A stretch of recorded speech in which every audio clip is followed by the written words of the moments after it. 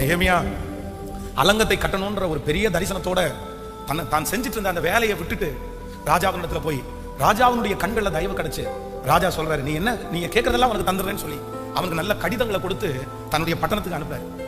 இவர் ஆல்ரெடி இவங்க செட்டில்டு. யாரு? நெகேமியா அலங்கத்தை கட்ட போகிற நெகேமியா ஏற்கனவே அவர் நல்லா தான் இருக்கிறாரு.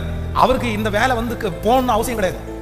அவங்களுடைய முன்னோர்கள் தான் கஷ்டப்படுறாங்க, அவங்களுடைய ரத்த சம்பந்தமான உறவு தான் கஷ்டப்படுறாங்களே தவிர இவனுக்கு நல்ல வேலை. அவன் பானபாத்திரக்காரன், ராஜாவுக்கு பானபாத்திரக்காரன், அந்நிய நாட்டுல ரொம்ப அழகா செட்டில் ஆகி நல்லா தான் இருக்கிறாரு. ஆனா அவனுக்குள்ள ஒரு ஆண்டவர் ஒரு தீ பொறிய கத்தர் வைக்கிறார். இல்ல, நீ தரிசனத்துக்காக நிக்க வேண்டியவன், நீ போ, உன் மூலமாய் அலங்கம் கட்டப்படும். இப்ப ராஜா கிட்ட கேட்ட உடனே எல்லாமே அவனுக்கு கிடைச்சிருச்சு. இப்போ இவனுக்காக வரல, யாருக்காக வர்றாரு?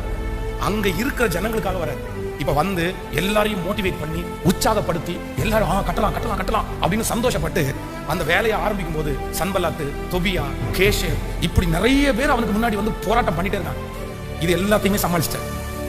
சரி பரவாயில்ல, சன்பல்லாத்து பக்கத்து ஊருக்காரன், தொபியா பக்கத்து ஊருக்காரன், கேஷேம பக்கத்து ஊருக்காரன், பிரச்சனை இல்லை, இவனுக்கெல்லாம் நம்ம பிள்ளைங்க நல்லா இருக்கிறது நல்லா இல்ல, எல்லாத்தையுமே ஜெயிச்சிட்டார்.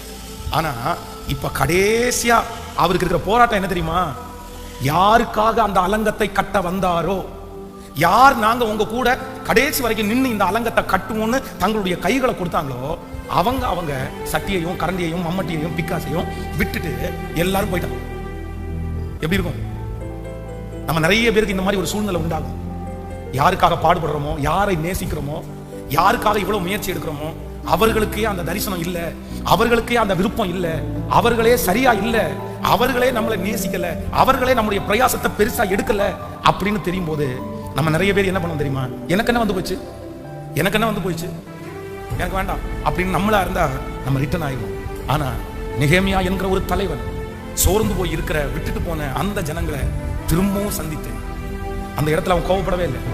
திரும்ப ஜனங்களை எல்லாம் உற்சாகப்படுத்தி, இல்ல மண்மேடுகள் காலியா இருக்கிறத பற்றி நீங்க கவலைப்படாதீங்க, உங்களுக்கு பலன் தருவாரு சொல்லி சொல்லி திரும்பவும் அவங்களை ஒண்ணு சேர்த்து அந்த இடிந்து போன அலங்கத்தை கட்டுற வரைக்கும் அந்த நெகேமியா போராடினார். இந்த உபவாச ஜபத்துல ஆண்டவர் உங்களுக்கு ஒரு பெரிய அபிஷேகத்தை தரணும். நெகேமியாவினுடைய அபிஷேகத்தை இந்த ஜபத்துல இருக்கிற நிறைய பேருக்கு தரணும். நீங்க தரிசனத்திற்காக போராடும் போது, நீங்க ஒரு வெற்றிக்காக